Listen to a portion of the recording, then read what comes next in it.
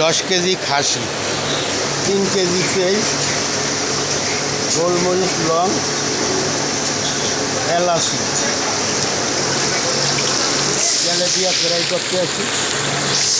মশলা tomato দেওয়া হয়, tomato আছে, কাঁচামরিচ আছে,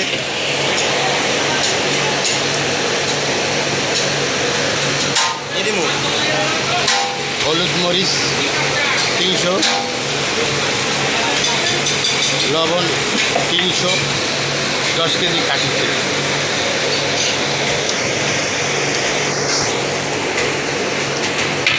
মশলা আদা রসুন, গরম মশলা, সাদা মশলা 10 কেজি খাসিতে 2.5 থেকে 3 কেজি মশলা লাগবে।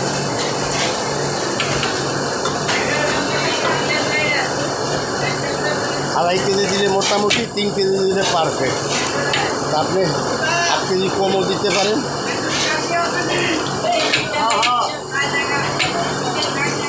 তিন কেজি পুরোও দিতে পারেন। 3 কেজি দিলে আপনি মশলা একটু বেশি খেতে পারবেন, টেস্টও ভালো হবে। আবার 2.5 কেজিতেও চলবে, রাখতে হবে ভুনা। আর 3 কেজি দিলে এটা একটু ঝোল করতে পারবেন, খেতে মজা হবে। গোশটাও তুলার মতন মুলাম হবে।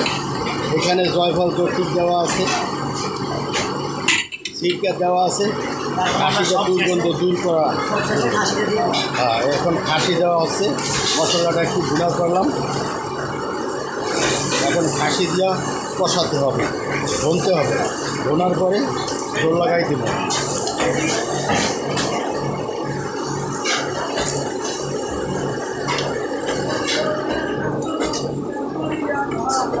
আপনারা এই 1 কেজি সিস্টেমও পাকাইতে পারবেন। 1 কেজিতে 1 পা আদা রসুন, হলুদ মরিচ 50-52 গ্রাম, দারচিনি, এলাচি, জয়ফল এই সব মিলাইয়া 50 গ্রাম, আদা রসুন, সাদা মশলা মিলানো হাফ কেজি। তাহলে মশলাটা সুন্দর ভুনা করা যাবে, খেতে মজা হবে। এইভাবে 30-35-40 মিনিট ভুনতে হবে, কষাতে হবে। তারপর 10-15 মিনিট দমে রাখতে হবে। দমে রাখার পরে আবার পানি দিয়া, ঝোল দিয়া ওটারে আবার বলক দিতে হবে। বলক দেওয়ার পরে ঝোলটারে সুন্দর করে ভুনতে হবে। ভুনার পরে যখন ঝোলে গোস্তে মিলে যাবে, তখন এটারে আবার আলু দিতে পারেন, মুগ ডাল দিতে পারেন, আপনার খুশি যা দেন দিয়া ওটারে সুন্দর করে হাফ বয়েল করে তারপরে দমে দিয়া 15 থেকে 20 মিনিট দমে রাখবেন।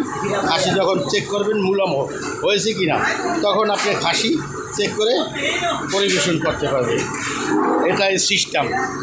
মাশাআল্লাহ, ধন্যবাদ। সবাই ভালো থাকেন বন্ধুরা, আমার জন্য দোয়া করবেন।